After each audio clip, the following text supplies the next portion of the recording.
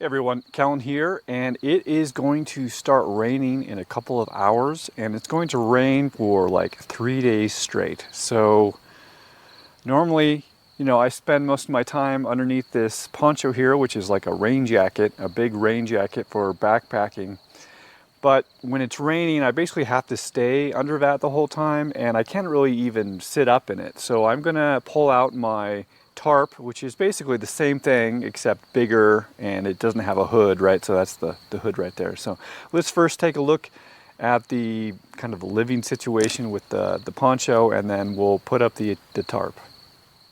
So this poncho actually works really good even in the winter, but that's largely because where I am it doesn't really rain too much, and it works good in the rain. It's just you have to be very kind of stuck in a very limited space. So that's the space there. That's my sleeping pad slash sitting mat, and my backpack as my pillow. I got my shoes and a few other things in there, but really not much space. So let's go ahead and take it down. Okay, so this is set up in a way so that it's easy to take down very quickly. The toggles that I use are basically really lightweight titanium stakes, and I just pull them out and it's loose, right? So pull this one out, and now it is loose from the line, and I just have to pull up where it's pulled in, staked in on the ground.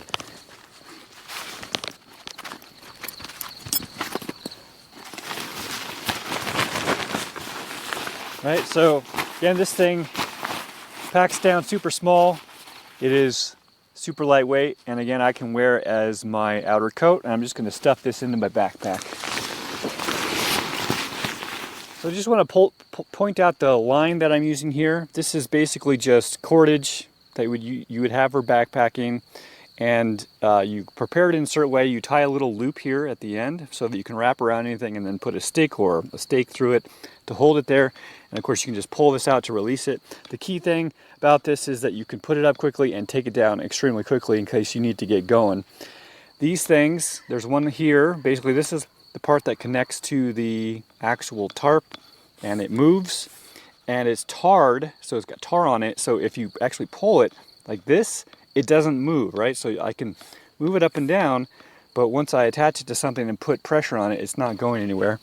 And so there's another one there, and basically there's 3 different tarp shelters you can make with this. The one that you saw, which is called a plow point, then there's the A-frame, and then there's the lean-to. So those are all good for different situations. And then over at this end, you kind of have to learn how to tie this, but you tie it in a way so that you can actually just basically yank on it in a certain direction, and it's going to release instantly. So for the tarp, I'm going to use this as well, but I'm going to need to raise it up a little bit so I can actually be sitting inside. Okay, so this is the tarp container. This is a really nice tarp. It comes with a nice container that, because when you put your tarp away, it's often wet, and so you can actually strap this to the outside of your pack rather than putting it in with all your other stuff. And it's also got this thing which lets it kind of evaporate out of that while it's stored up. So this is a Helicontex Super Tarp, I think they call it. And again, even though this is really big, and you'll see how much space this gives me, still very small, very lightweight. Alrighty, so I'm going to take one titanium stake. Again, you can just use a stick that's laying around, but I think it's nice to have these handy, and they're super lightweight, so it doesn't really bog me down at all.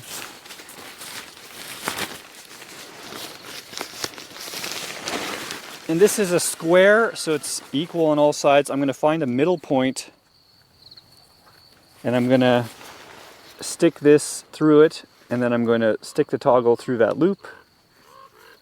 And I'm going to keep this as close to the tree as possible because this is the highest point, right? So this is where I'll be sitting, and this is where I'll be getting in and out, and so I want as much headroom as possible.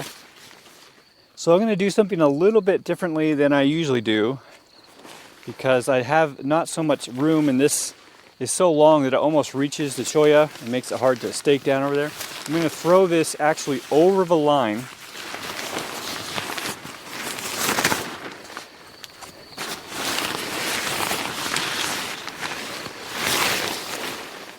Okay, now I'm going to find that little toggle, or whatever you call this thing, the loop that we made. And I'm going to find the middle point. I'm going to take my stake, poke this through here and stick the stake in the loop. Now it's secure, and then I'm going to pull this all the way down to the end here. So I'm going to take my handy dandy Special Forces shovel, which has a nice blade all around it. So it's like a hatchet or a machete. And I'm going to take some of this cholla out here.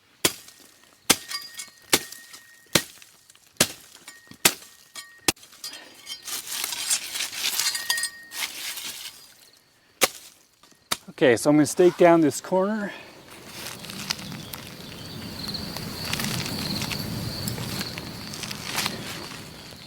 And I'll do the same on the other side. I leave it loose on the first one so that I can pull it tight on the other one. Ah, there's cholla everywhere. This stuff is hazardous. Okay, now I just gotta stake down the two front corners and I'll be done. Pretty much.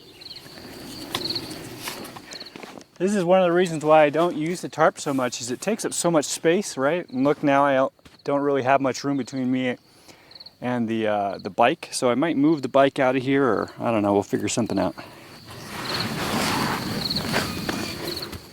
Okay, so this is generally what it looks like.